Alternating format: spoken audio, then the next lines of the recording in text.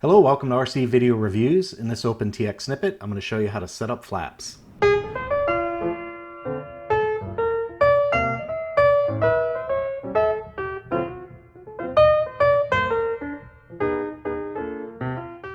When you set up flaps on OpenTx, you really want to make sure you get your weights and offset set up correctly, because if you don't, you can overdrive the servo or have your flaps go the wrong direction on the airframe, and that can be really bad. So I'm going to show you the way I do it, and that should be a pretty safe method to make sure you don't cause any damage to your airframe or your servos. We'll start out by going to the Input tab and creating an input called Flap. When I edit that flap, you see I've got a source here called SE. You could choose whatever source you want, but for this example, I'm going to use a 3-position switch. To get the one you want, you press on the jog dial until it blinks, and then you just move the switch that you want. So if you wanted SA, you can move the SA switch. See how it changes to SA?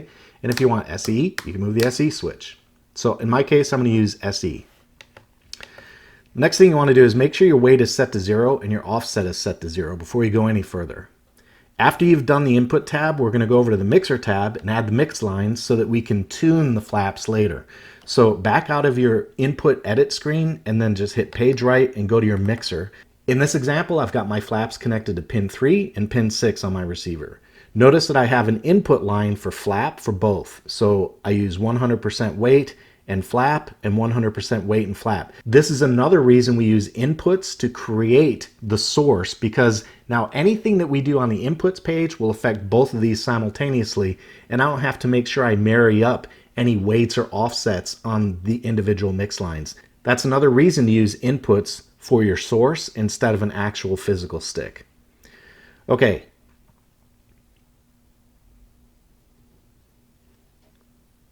So you can see in my mixer, all I've got is channel 3, channel 6, a weight of 100%, and I'm using the input of flap. And we'll edit this just so you can see what it looks like in the editor.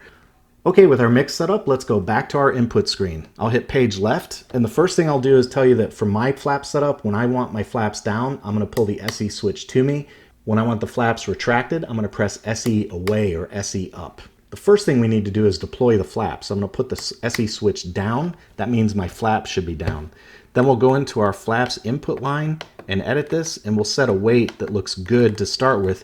But don't get too crazy here, because we're going to add an offset, and that'll have an impact later on their full deployed distance. So for now, I'm just going to start with a low number like 20. And like I said, don't get crazy here. That doesn't look like a lot, but watch what happens when we add offset. I'll get to the offset in just a second.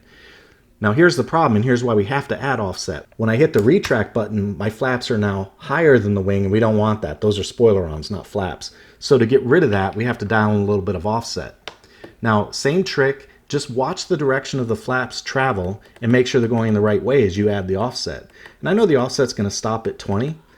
So there we go. I'm at 20, and now my flaps are level with the wing. They're level with that trailing edge. That's exactly what we want. So we'll escape out of that. Now we'll deploy flaps, but here, look how much further they've gone down than they originally did. That's my point. Just go slow here. Now from here, you can safely make adjustments. So if you want a little bit more weight, you can simply add just a little bit more. Say make it 30, but then do the same thing to your offset. Make it 30 as well, so that when you park the flaps, they're level with the wing. Okay, there we go. That's how we add flaps to a switch. Now let's add flaps to a slider. I'm going to set these values back to 0. And all I did was long press the jog dial twice. That'll toggle the weight and offset through global variable 1, then back to 0. Okay, now that we've got that, we're going to go back up to source, and this time I'm going to select a slider. I'm going to use my left slider for this example, and same deal. When my left slider is down, I want the flaps deployed. When my left slider is up, I want the flaps retracted. To get the setup complete, I'm going to deploy the flaps all the way down, and then we're going to do the same thing we did on the switch. We're simply going to go into the weight field, and we're going to add weight and see what happens. Okay, notice I'm adding a positive value, and the flaps are going up. That's not correct, so we have to go the other way.